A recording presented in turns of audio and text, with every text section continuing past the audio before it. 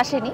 যেটা হয়েছে যে আমি দেখলাম যে সবাই এখানে একেকজন জেম, মানে একেকজনের মধ্যে এত কোয়ালিটি, এত কোয়ালিফিকেশন, তারা নিজেরাই নিজেদের ক্ষেত্রে অনেক উজ্জ্বল নক্ষত্র।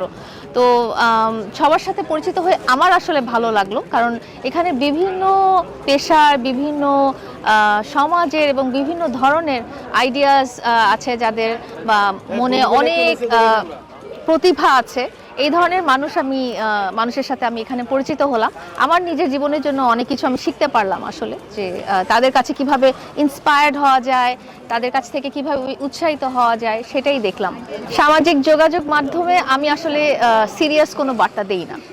সামাজিক যোগাযোগ মাধ্যমে আমি যেটা তুলে ধরি সেটা হচ্ছে আমার লাইফস্টাইলটা তুলে ধরি, বা আমার ডেইলি লাইফ বা আমার হবি, এটাই তুলে ধরি। আমি এখানে আসলে খুব যে একদম থিওরি বা খুব সিরিয়াস কোনো কিছু আমি ইয়ে করি না, সম্প্রচার করি না।